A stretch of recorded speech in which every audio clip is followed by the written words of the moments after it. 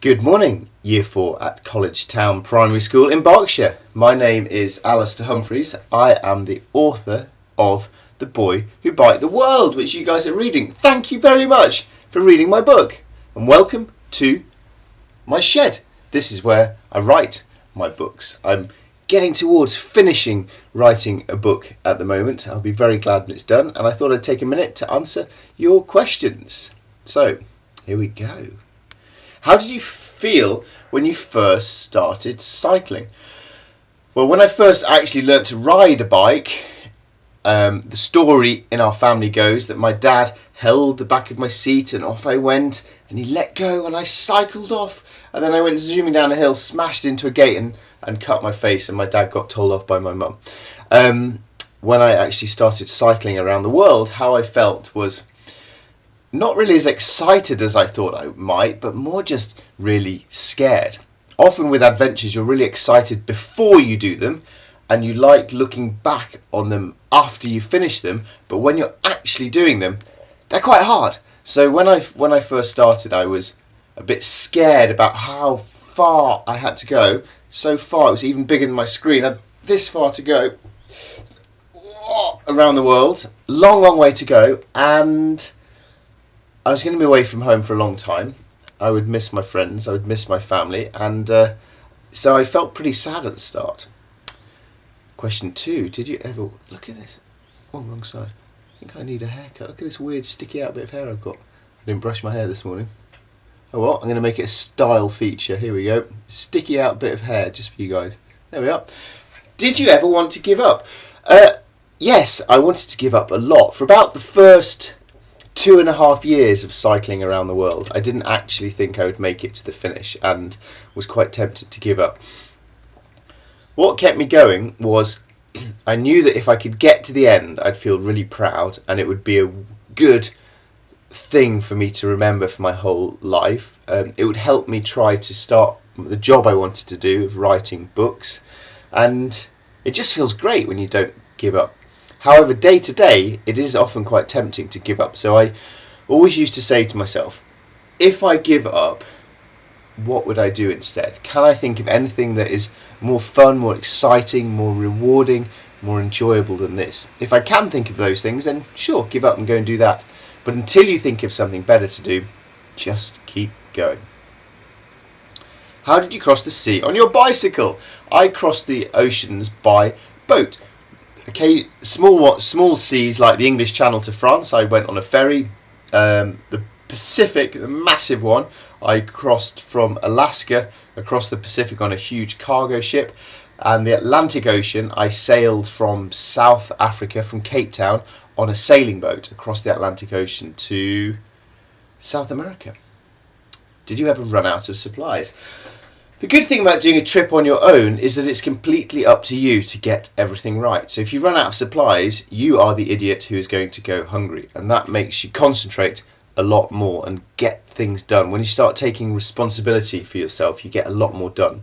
So I had to be careful of that. However, sometimes I didn't get to places as quickly as I could, or somewhere that someone had told me there was a shop, there was no shop. So sometimes I did run out of supplies. Quite often I would have to just go down to half rations, which means you eat half the amount of food you would do at a normal meal, which means you're quite hungry, but it also means you can go for double the amount of distance. Once in Egypt, I'd run out of food and a nice man gave me a loaf of bread and an onion.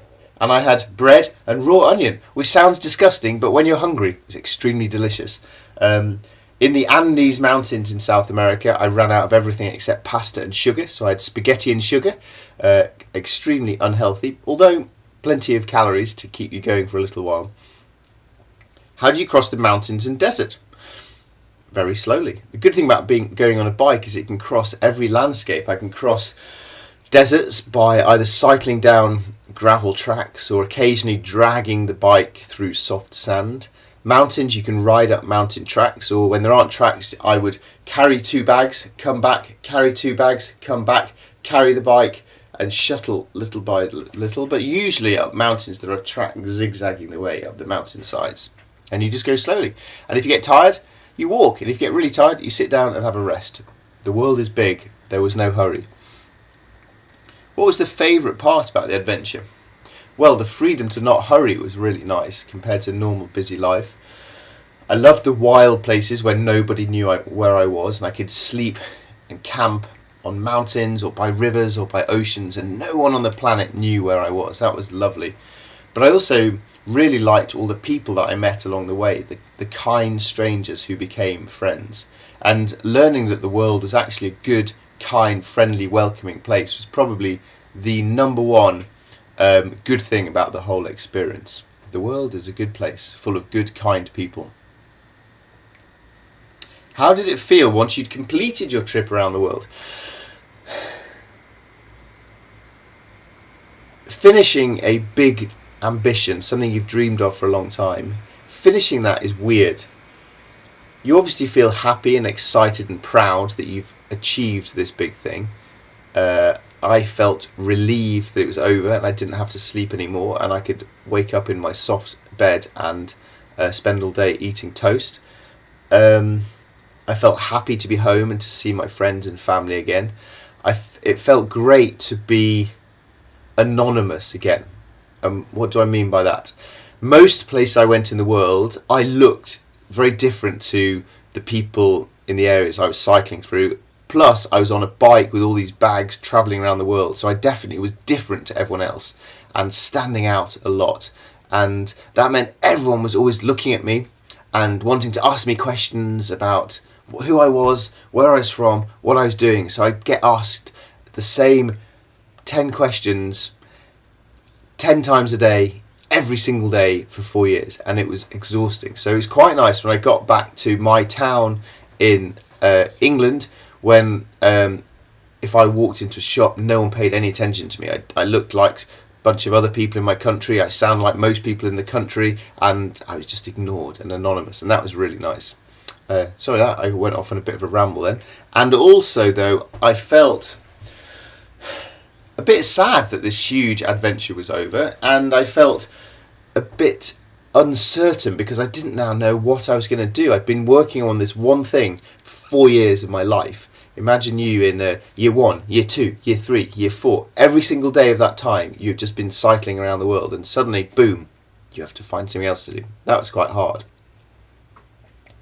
Where did you sleep and how did you get by? I slept in my tent by the side of the road. Occasionally I slept under bridges if it was raining. I just would cycle along, and when it was going dark I'd hide somewhere where no one could see me, run off into the trees and camp there for the night. Was it hard without any help?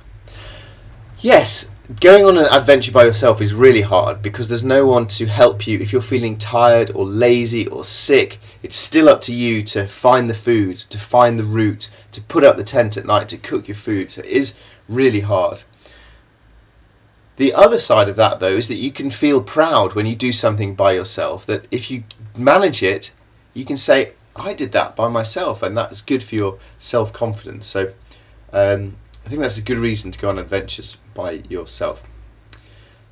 Thank you for your questions. They were very good questions. And thank you for reading The Boy Who Biked the World. My big hope is that it might give you some ideas of adventures of your own, places you might want to go, journeys you might want to make. And you don't have to go all the way around the world to have a big adventure. You can find short, simple, local adventures, micro adventures close to home. You can start exploring right now.